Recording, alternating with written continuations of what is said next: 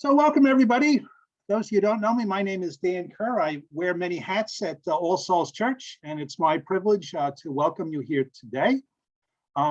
We're fortunate to have Daniel Thomas Moran, a former poet laureate of Suffolk County, as our featured reader today.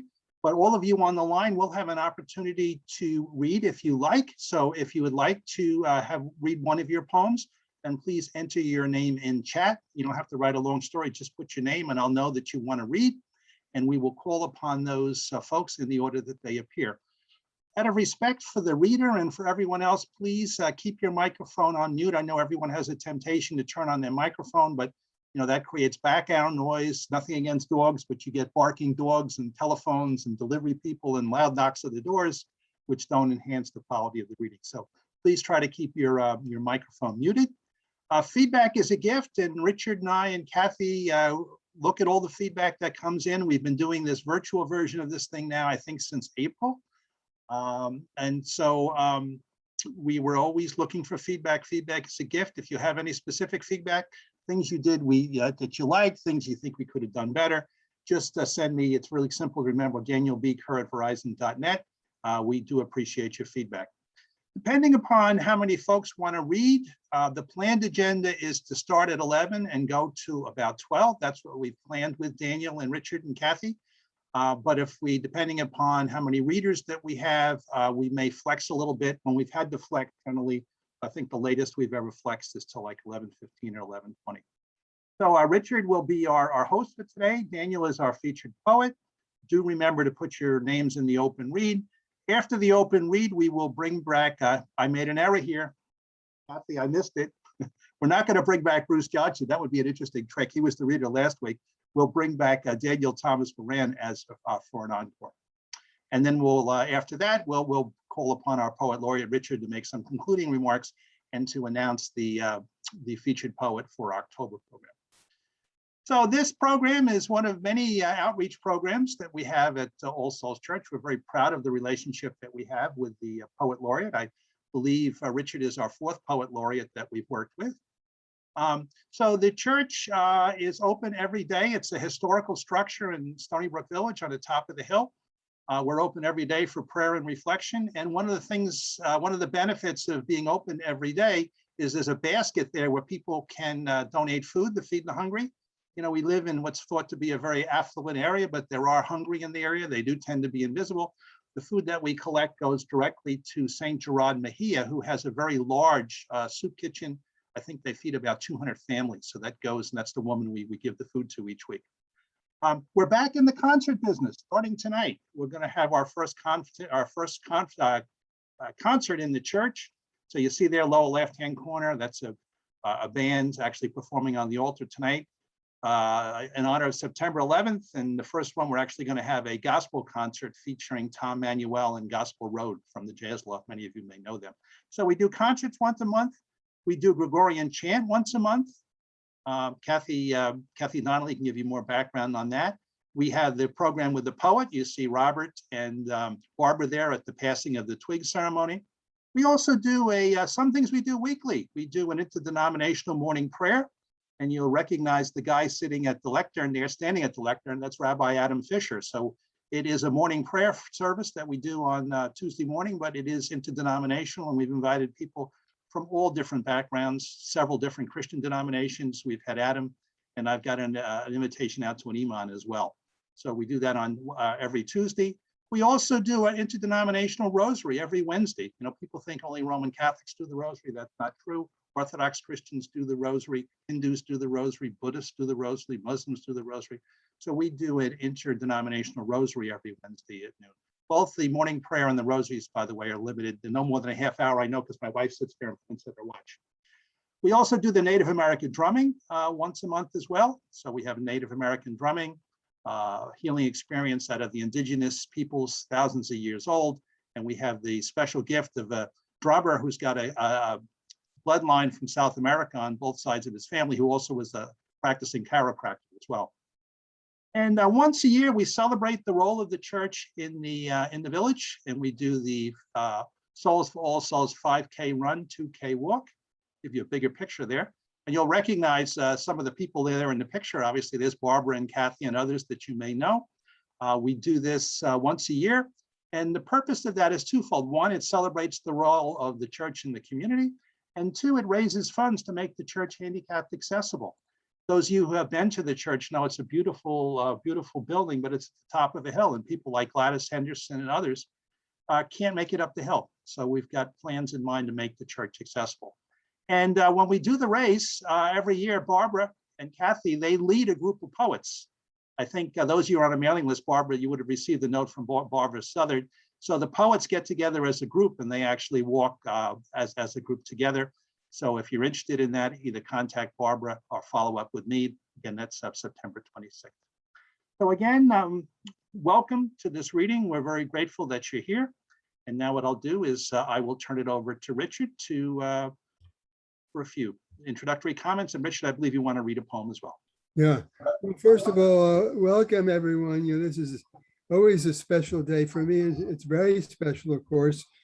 Just by serendipity, the second Saturday is September 11th. And of course, this is the 20th anniversary of the attack on the destruction of the Twin Towers. And I was listening a little bit this morning to the ceremonies, the Suffolk County ceremonies, very touching, since so many people who were responders came from Suffolk and Nassau County. So I've written a poem, it puts my thoughts together. I thought I would start reading that poem, and hopefully after Dan Moran's reading, other people will have their own memories of the time and read it on the same topic. So I'm going to go ahead and read 9/11. It was a time of twilight vigils at fire stations where men waited late into the night for news of their missing brothers. More than 1,000 firefighters rushed toward Manhattan, the Twin Towers, from Northport, Brentwood, Cold Spring Harbor, towns throughout our county. A time of doctors waiting in hospitals for ambulances that never arrived, policemen marching to the sound of bagpipes, and photos stapled on telephone poles of missing husbands and wives, sons and daughters, and everyone coming together, flying our colors in a show of solidarity. Swollen in a dirtied sky, a red sun settled daily over Manhattan. We watched the plume drift north and east toward Long Island. Smoke clearing, yet its fetor remained.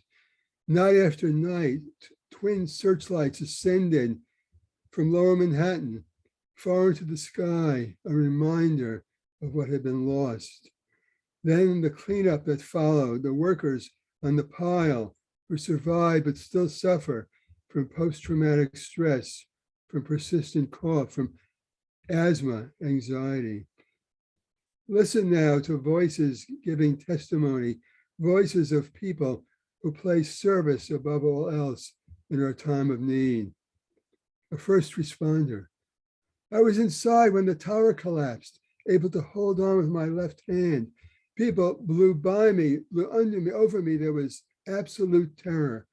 We crawled out, saw people, tried to help them, but they were dead. And a priest at St. Paul's Chapel, which stood nearby. In this time of crisis, we stood there every day, 24/7, 8.5 months. We served over 500,000 meals.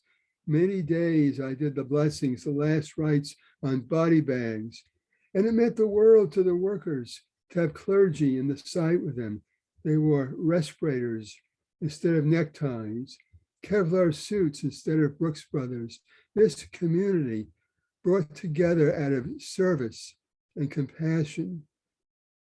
20 years have come and gone, yet we must not forget this community brought together out of service and compassion. This community brought together out of service and compassion.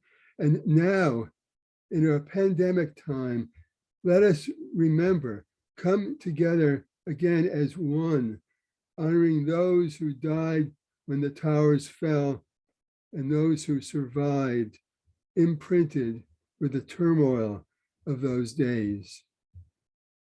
Thank you. Yeah. For me, I was dredging up a lot. But one thing to mention, and sure, those were actual quotes. One of my colleagues at the medical center, Dr. Ben Luft, internist, he actually was chairman of medicine for a while.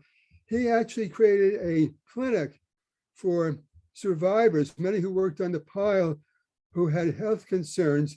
And he asked them if they would actually video record their memories of the time and things afterwards. And then he put it, and this was in 2011. So a decade ago, he put together a book called We Are Not Leaving. I did a review of the book. It's a wonderful book, and it really captures, like I try to extract a little like of some of the writing, what it was like to be down there. And I recommend it. I have no vested interest. It's a wonderful book, We're Not Leaving. Anyway, I hope other people will contribute, and I don't want to ham this up, and I think that we should move on and introduce our speaker today. And let me see if I can, So I met Dan Moran years and years ago, and he was very active sort of on Long Island as a poet. He's one of the early poet laureates of the county, very active in producing poems, very active as the poet laureate and creating a very, very well done anthology. He's also been active before he left Long Island at the birthplace, where I'm a trustee, the Walt Whitman birthplace. So he has a tremendous background in poetry at a very high level. And then, of course, he left us and moved up to Boston. We were gabbing about that. And he's a very interesting person, not only as a poet, and he was a practicing dentist on Shelter Island for many years, but also he's an ordained humanist minister. So a very multifaceted individual. And with that, I welcome him to read to us and look forward very much to his poetry. Thanks for being here, Dan. Well, I really appreciate your coming. Daniel, you just have to turn Okay, on. thank you for that kind introduction. You can all hear me, I assume I've done this correctly. Anyway, greeting to a number of old friends that I see. I've been told I have 20 minutes to read, and I find it very hard to look at a watch while I'm reading. So I've chosen 14 poems, which I hope are timed well. And even if you don't like the poems when I get done, I hope you'll be able to say that Moran can really bring it in on time. So I'll give it my best effort. In any case, I've been asked many times in interviews which is the favorite poem of the ones that I've written. And I think I've probably written 1,000 poems in my life. And my answer is always the same. It's the one that I wrote yesterday. And I try not to look back on things that I've written. But most of the things I'm going to read today are things that were written probably in the last year or so. And I always like to start with something from my wife, Karen, who has made all things possible. So this is called For My Farmer's Daughter, for Karen. She says she hates the gardening, but she loves the new greens and all their tender blossoms. It is something like how she hates the winter, but loves the magic that is snow falling and falling all afternoon. In the autumn, she loves how the hills slowly surrender to the rising color, but she is disquieted by all of the death and the utterances of loss expressed by the drying crackle of litter. Maybe it is the steep recall in a pain felt in the knees, or how the soil finds its way into the swirl of a fingertip. Maybe it's the short light and deepening cold. Maybe time spent to fret over whether the birds of our summer are safe somewhere, and wondering through the many November days who is feeding nectar to our ruby-throated children on their long, long descent down the hemisphere. I remind her that she is a farmer's daughter. I remind her how once she spent the long, flat days defying the Minnesota wind, tending to pens filled with eggs and white chickens. And she explains that it was her imagination that came along to save her one purple day when she was very young and first noticed that the sky was a giant over her head and the roads in every direction seemed to go the very same place. So now we are of that age when complaint is a currency, where nothing at all seems the way we think we remember it. But we have found our place, and it is ours, where we must be grateful for even January, and for the line of black beneath our nails, and the ache in our knees, which reminds us we're alive, and that the gardens we've made beckon to be watered yet again. This next one is sort of about the pandemic. It was hard to not write something about that. I wrote this in February just to say how we managed. We often rose before the light, mornings after a dream-adorned sleep had calmed the day's swelter, or the hushed world became encased in snow.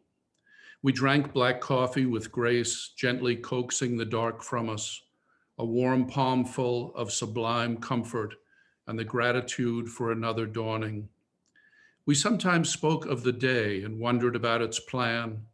We confronted the news and offered our thanks for its distance.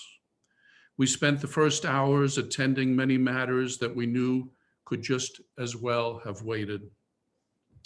Life without application is no life. In the long afternoons, we found our pleasures in words assembled in books that paid no mind to solitude or misgivings. We napped in a vessel of light, two cats composed at our feet, the sun upon shuttered eyes, still sensing the dim of a passing cloud. As always, the hushed harmonies of water sliding down and down, effortlessly finding a course beyond impediments large and small. We watched the steam rising up from stone mugs of Darjeeling tea. Music came off a dance of fingers and the many colors of consciousness. While we were not paying them mind, calendar pages meandered on their own. The cuckoo clock we found on a square in a Swiss storybook one lustrous day gathered the hours with a benevolent song. Many of us will remember the day that we were vaccinated, and it was really rather an absurd thing in many ways how it happened, but this is my own story. What happened to the girl from a chicken farm in Pipestone, Minnesota, vaccination day, 20 February 2021. It was a needle in the shoulder from the blue hand of a camouflaged guardsman in the concrete auto bay of an abandoned Sears on the outskirts of Concord, New Hampshire, on a cold Saturday in late February of 2021, sitting in the passenger seat of a red pickup truck of a man from Long Island, hoping in the end to save her life and his from a virus that bloomed in the tiny lungs of a Chinese bat. I find things sometimes in the news that make me decide to write things. I tend to not write about serious current events because I find that the poems get stale very quickly. You can write something with great passion and meaning about something that goes on in the news, and very likely within a couple of weeks, you may look at it and wonder why you wrote it. But I happened to read a story of a man, an Indian man, who was wandering in the woods, in the Muir Woods where the giant redwoods were, and he was killed by one of the redwoods that fell over as he walked past. And I thought that somehow that deserved a poem. So this is called The Giant That Fell on the Man. 200 feet is a very long time, 4 feet across by an application of pi, must be a full dozen feet round, more rings than an Indian wedding. Subradeep only desired a long walk along that path that courses an untroubled way through Muir's red-hearted cathedral. The tree, having survived the saws of 10,000 lumbermen, the campfires of great armies of Boy Scouts, and the cacophonous horrors that attended the second millennium, wished only to remain plumb long enough to reach a few more branches up and up through the ancient shadows, to prospect for the gold of California suns. In the end, it was only the weight of raindrops and the insufferable consequence of time, meeting a man who had a tender curiosity about a place of giants, who took 5 steps too many, or maybe 5 steps too few.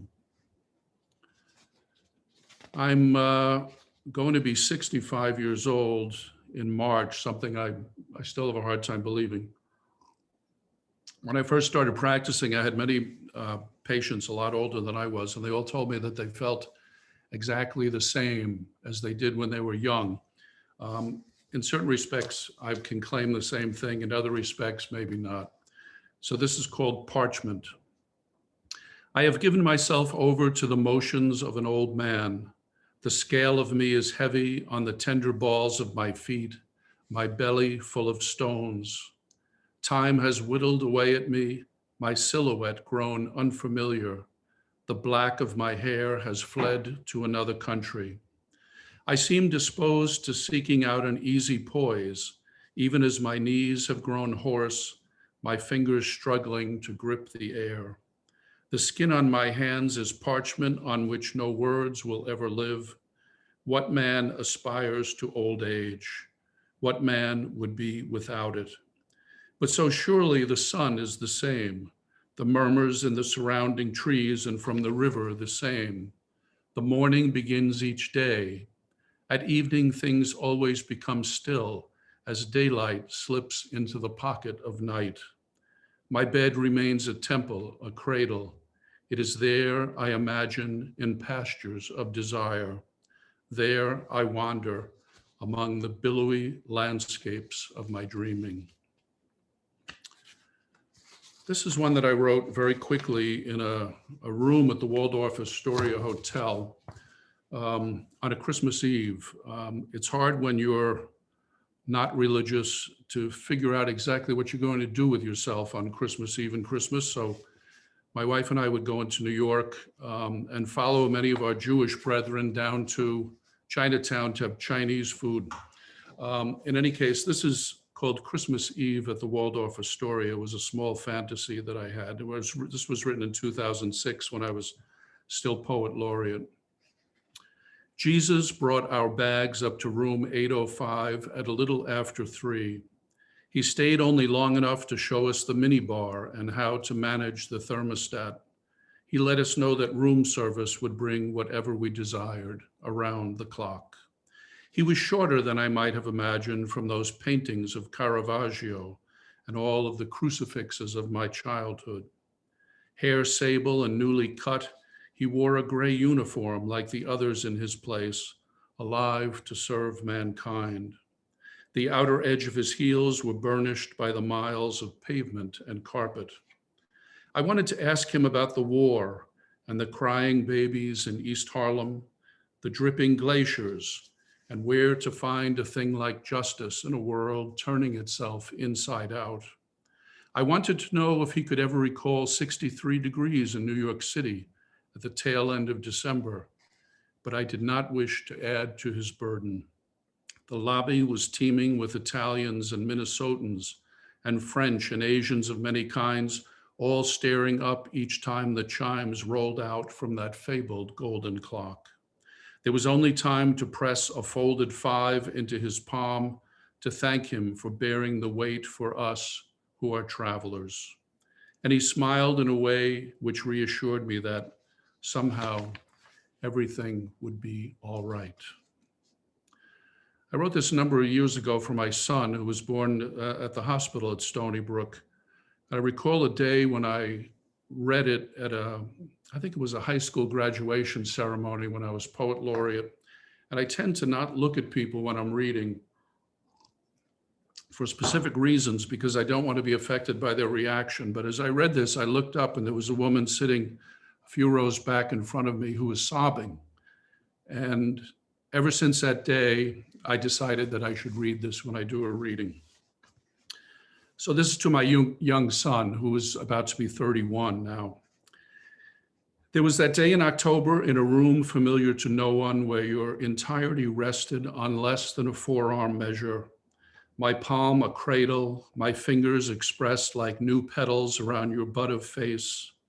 Now you like to adorn yourself in my shirts and shoes, that old leather jacket you found in the deep of my closet. You want to stand back to back. I feel you slide against me as you lift your heels and reach to meet my shoulders. You cast your palm on mine and say many hopeful things. But I tell you to sleep well, to reach up without fearing. The day will be upon us soon when I will need to raise up my face to see into your eyes, when I will need to be reassured by your shoulders. Someday I will need to call out to you to come close and make of your hands a cradle for my head.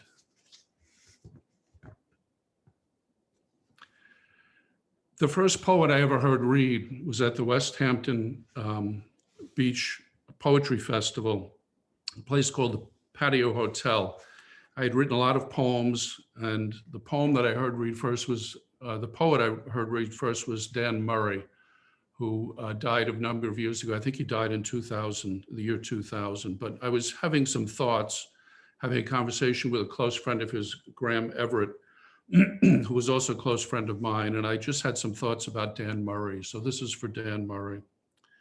The poet Dan Murray, the first poet I ever heard read his poems, the first poet I ever dared approach, the first poet who ever read my poems, the first poet who ever encouraged me, the first poet who consoled me for being a poet, the first poet who shared the lectern, the first poet who introduced me to the other poets, the first poet who knew it was too late to drive home, the first poet who offered me a spare room for the night, the first poet I knew who had to face mortality, the first poet I knew who died, the first poet who left me behind, the first poet who made me see that I was going to have to figure the rest out on my own.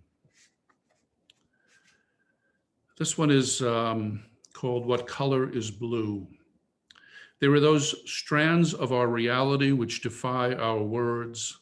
Limply, they render answers which simply refuse to appease. I thought that I knew blue until I chanced to sail on the Mediterranean. Now the bluest of skies only disappoints. It makes me blue to think about it. Trapped in the cage of our senses, all is but air and light, in a sea of things which move inside us, in colors we are unfit to describe. I've done work for many, many years on my family genealogy, and in reflecting during all this time of isolation on what they went through and what I was going through and comparing it, made me oddly ashamed in a way. And this poem is about that. It's called Forbearance. Sometimes existence alone is a terrible enough yoke to shoulder. I come from people whose hearts were large, people who understood that their breaths were daily growing ever more shallow and never certain. My people carried hammers and fishing nets, swords and sickles. They grasped halyards and dockers' hooks, wrenches and brooms, axes and wheels. They understood, the many of them, nothing was but a shard less than whatever they had. They buried babies and spent many nights bending at bedsides, awake and praying for the fever to break. My people stole away no time for mourning. The sounds of a long lament was in the very walls that sheltered them. So now they have become me, a man with no complaint, a man who has lived dreams they had not enough moments to dream, a man who spends his long days among gifts.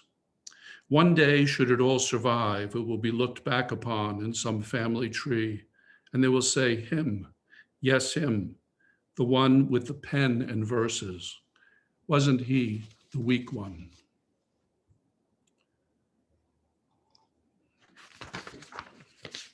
Okay, I just have a few more. This one, I was thinking about all the things in my house that I've collected over the years, and it's called accumulations. I surround myself with familiar things, things collected for no good reason, things which take up the empty spaces in a life, things which reassure and remind me of where I have been who I am. One day in 1961, when I was about 4, my mother saved 2 hands full of bits she found in my pockets, things found during a boyhood day, which seemed important, even useful, too good to leave languishing among the overlooked. A button, a toy soldier, a small spring, and 9 things with no name. Nothing has been changed by time. Everything has a meaning that I have assigned and a name I have given it. My pockets are still filled each day, emptied into the pages of books. Someday, soon after my leaving, and just as I had done, my children will wander among these walls and over these floorboards and gaze at it all. They will wonder what it was I was thinking and realize just how much will remain as riddle. Then they will hire a man who drives an old truck to come and take it all away. I like to end with a few things that I hope are humorous. Some of us who are very introverted, and I count myself among those, have not been entirely unhappy at the circumstances we found ourselves in the last year. And so this is Ode to Introversion. Philosophers of antiquity have propounded down through the ages, as have wise men, prophets, and oracles, bodhisattvas, sibyls, and sages. Our inscrutable humanity has perplexed them and astounded. Head shrinkers, soothsayers, and gurus all confess they were confounded. There is one truth to be embraced. If we can clear life's junk and see things, human beings are best enjoined to avoid other human beings. So I have 2 more. This one is called War Explained. They have something that you don't have, it means war. They have something you used to have, you want it back, it means war. You have one kind of skin, they have another kind, it means war. They say something that you don't like, it means war. They are confused, you are just as confused, it means war. Your feelings are hurt, they hurt your feelings, it means war. You want them to do a thing, they won't do it, it means war. They have one God, you have another God, it means war. They are mad, they say you made them mad, it means war. You said something, they don't like your tone, it means war. You insult their manhood, they insult your manhood, it means war. Their women never want war. Your women don't either. You and they finally agree on something. Women are the problem.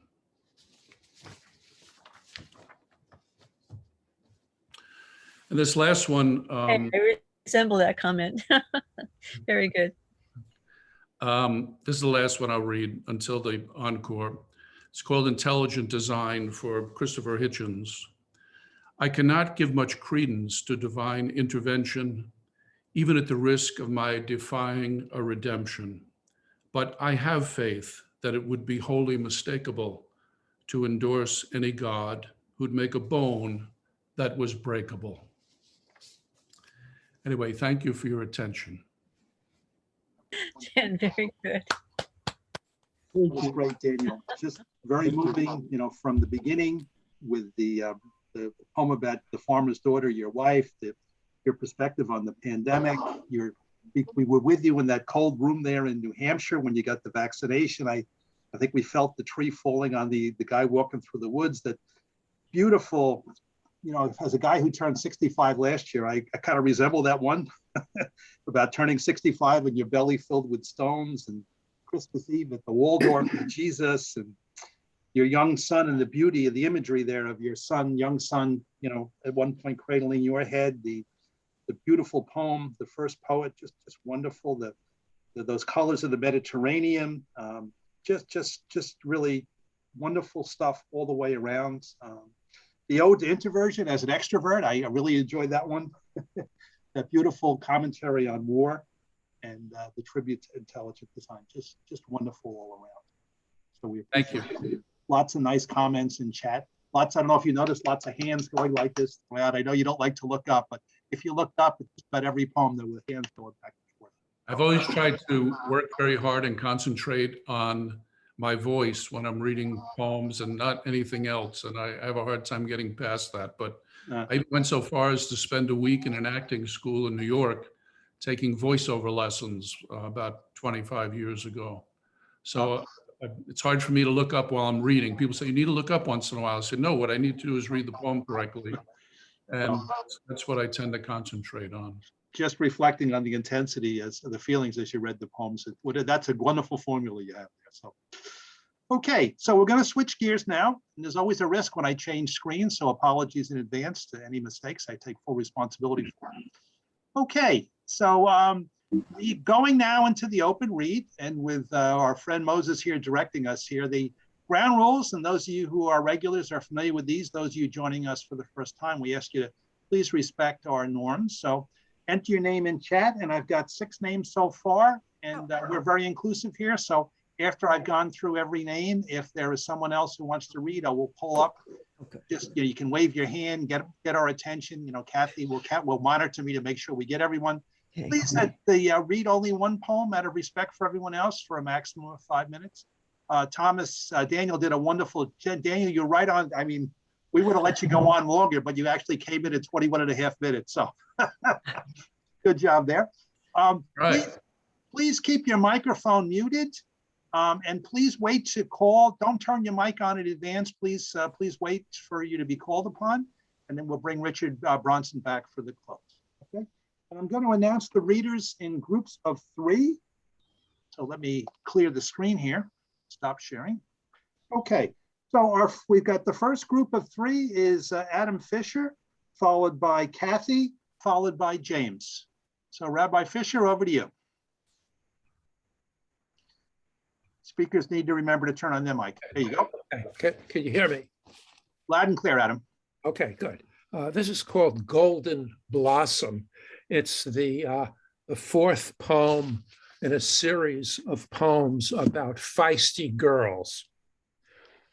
Ruth, a freshman at Riverhead College, wears its gold and green sweatshirt, plays flag football with the guys in her dorm.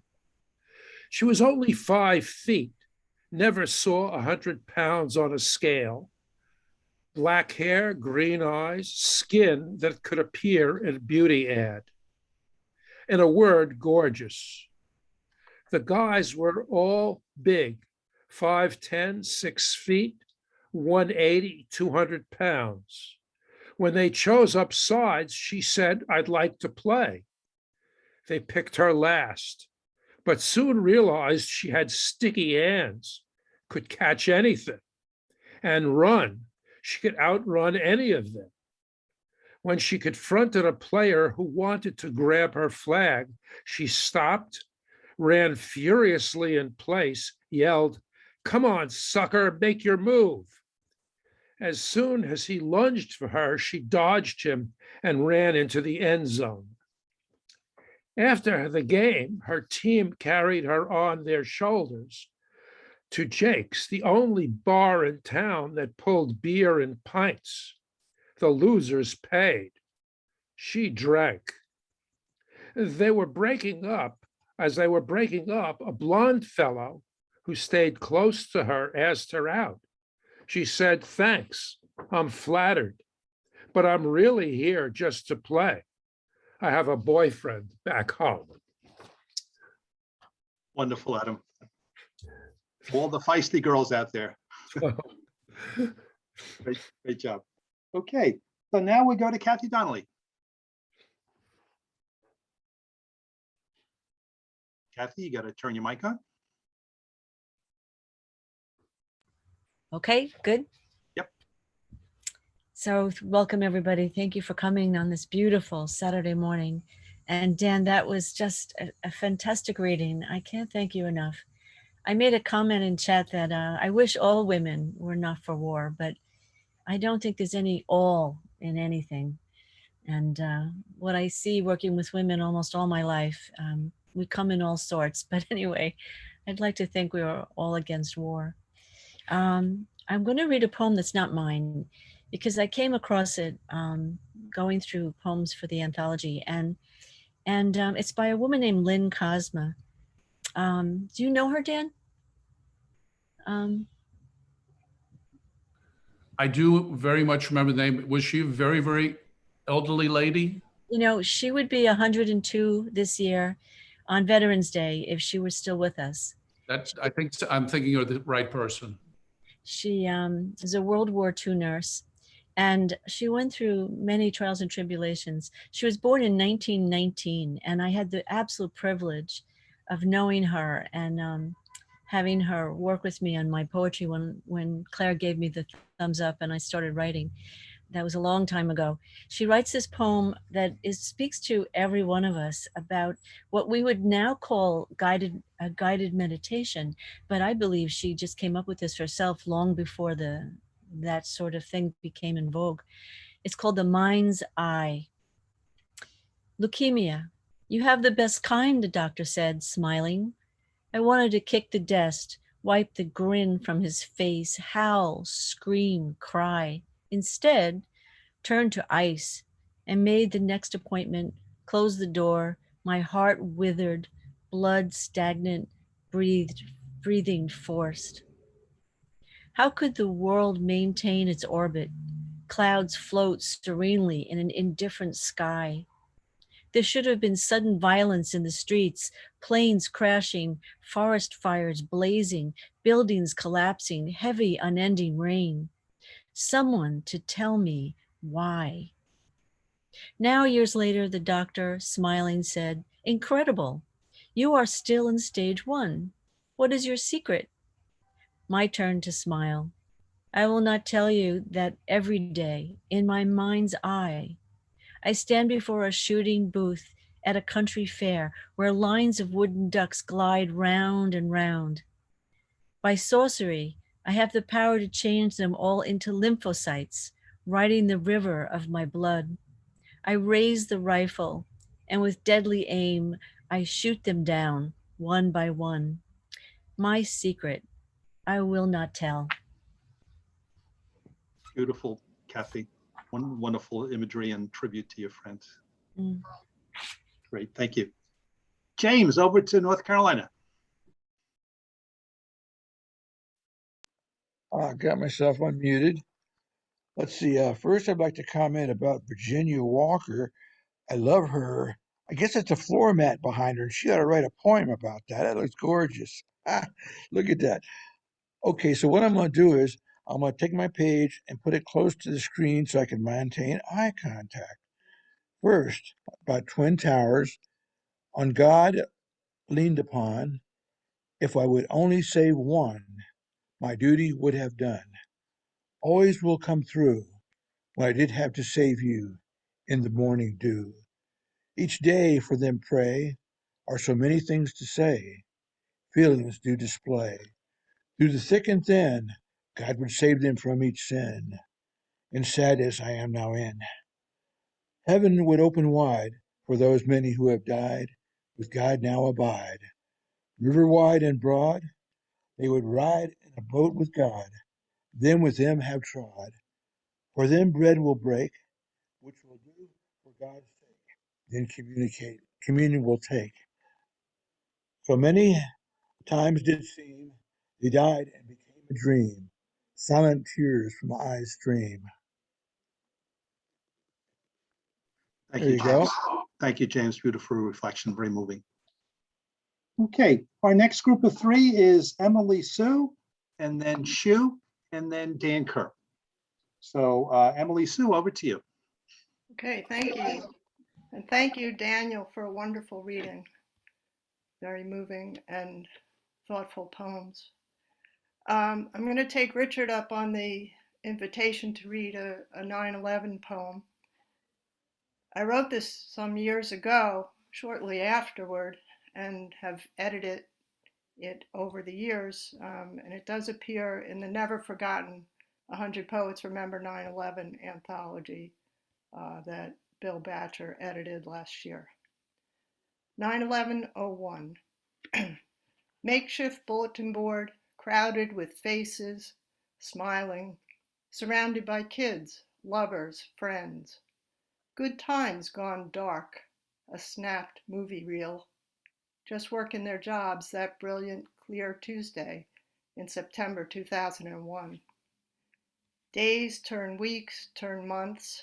Lists of the missing and missed fill tear-stained newsprint pages. Photos ripped from scrapbooks. Lives crushed with the concrete.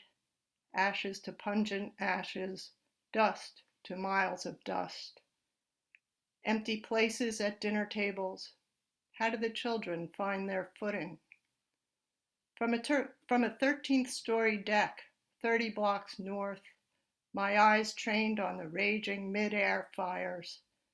Then the towers caved in, first one, then the second, gone.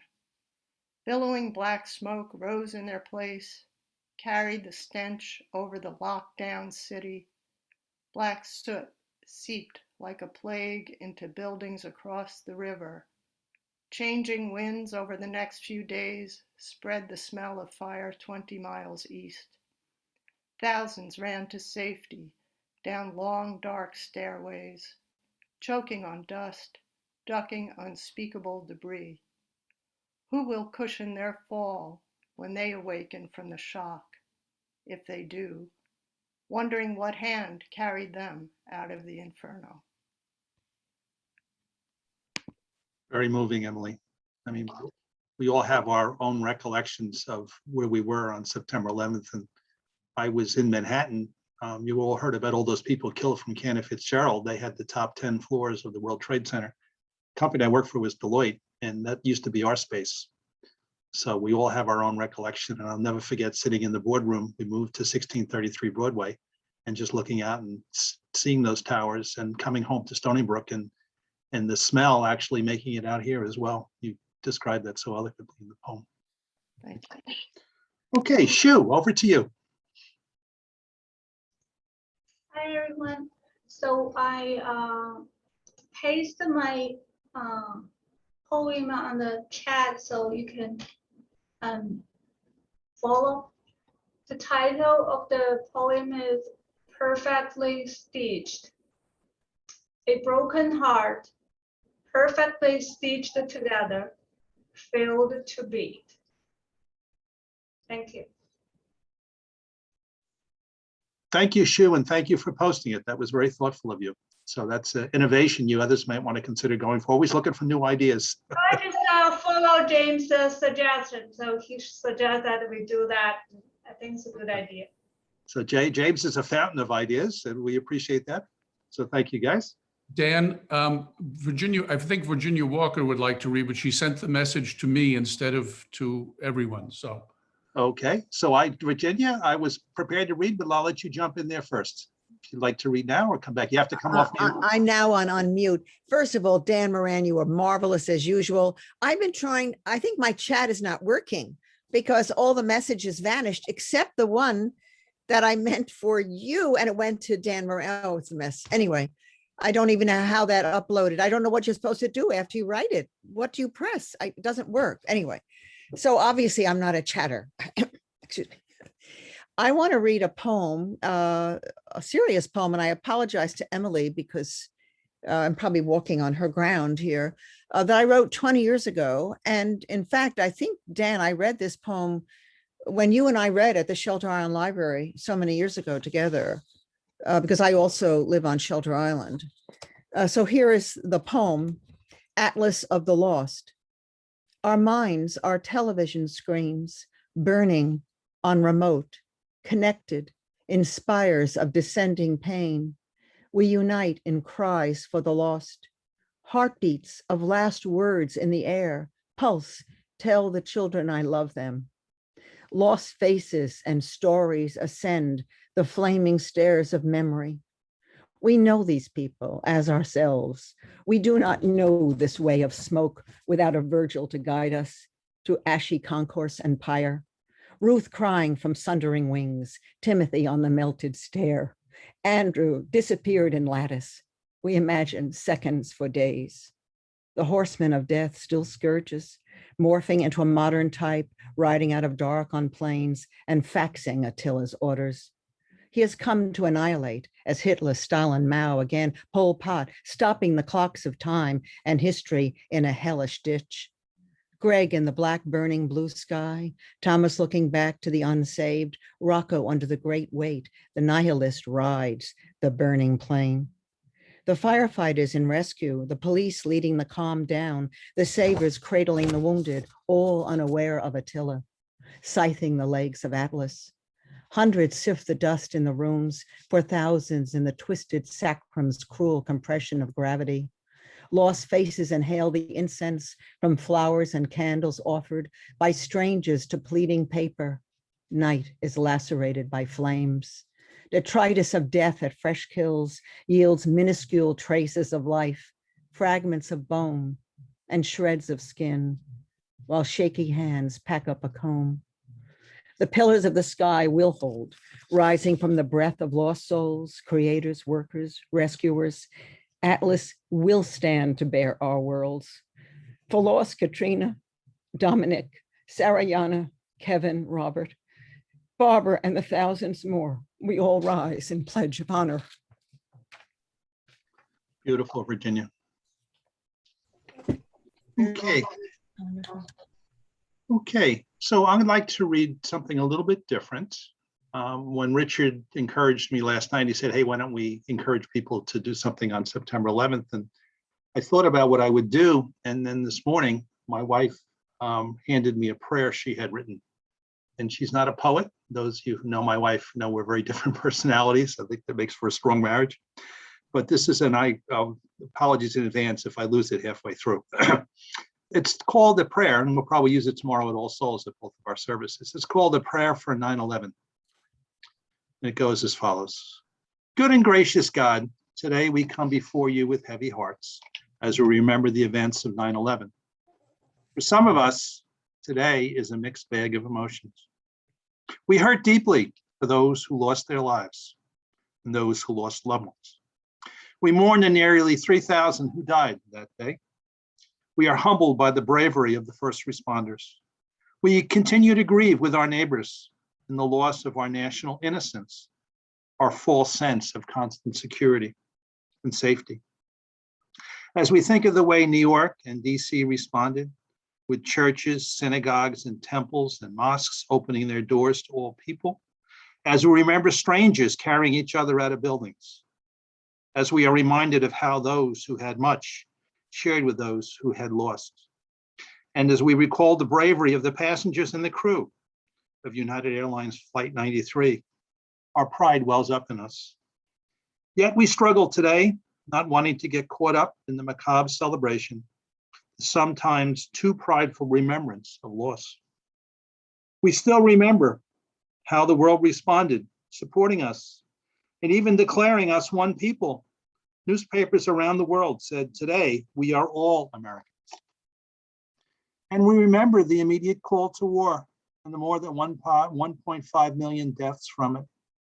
God of all people, teach us to be patriotic, but humbly so.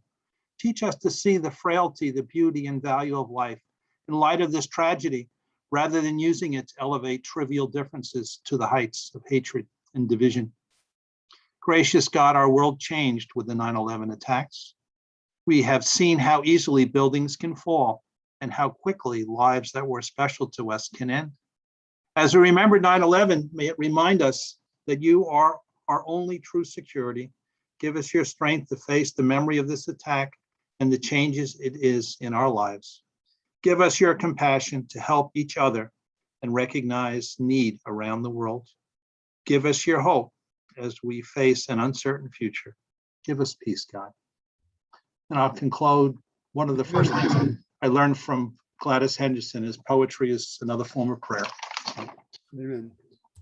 Okay, at this point, Richard, I'll turn it over to you in a second, but let me just go see if there is anyone else who wanted to read.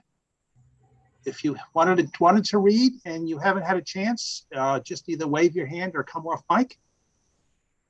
And if not, we'll call back Daniel for an encore. Daniel? Okay, set it on mute. One of the things that's very different about living in New Hampshire is that the people here really embrace the winter. They just see it as a time to do other things that they really love doing, as opposed to hibernating, which people do in a lot of places who are not as accustomed to the cold. So this is called The Lovers in Autumn. The reddened eye of autumn has opened on the island in our river. Morning reveals in darkness. The air is grown heavy with the woeful weight of a bowing summer. We are no longer young. We reflect on flowers and the dimming damp light of August. The September sun is sharp and slung low in the dwindling afternoon. Soon the skeletons of trees will come to dance. The forest floor will prepare a bed for the reclining snow. And we, with love on our side, with the kindling box filled, are composed for the long nights. The wool and flannel days are upon us. Thank you, Dan. Thank you. Richard, over to you. Well, again, all I can say is wonderful. Thank you, Daniel, for those poems. You know, not only were they beautifully written, and of course, every poet appreciates that, but they were beautifully read. And your comments, you know, were very enlightening, because I was listening, and I think most, you know, the spacing between words, the pace of the line, when to stop, all those things were just super duper. So again, it was great to hear you again and see you after all these years. And thank you so much for being here. It was a very, very special reading. It's always a special reading here every month. And I always say that this is a very special reading too. So again, thanks so much. And then I have to let everyone know that next month we have another special reader, Martha Nelson. I hope you'll be attending. She's a playwright as well as an award-winning poet, and she's been very, very active and published in a lot of local journals as well. She's interesting, born in Trinidad and Tobago, and you know, the other background information that you can see there is not as important as the fact that she's a super poet and a different style. And we really look forward to hearing her next month. It should be a very special second Saturday. And again, it's always so good to come out of this, you know, in this time of sort of pandemic. It's just wonderful to have a gathering, the social gathering, people coming together and sharing something together. It's just so special. And I have to thank Dan for being the person who sort of, you know, I can be the host, and Kathy, of course, recruits the poets, but it's Dan who really gets it all together. And so I want to thank Dan Kerr again very much for his efforts. Thanks so much, Dan. Thank you, everybody. It's wonderful to be with you, and this is poetry, and involvement with the poets has enriched my lives in more ways than I can count. So I thank you for the opportunity to serve you. Just to remind everybody, we will send out a link. Take me about a half hour or so, but I will send you out a link to the reading. And I'm going to stop recording in a second. And once I stop recording, we have the unstructured yak time, which is very popular. So I'm going to stop recording.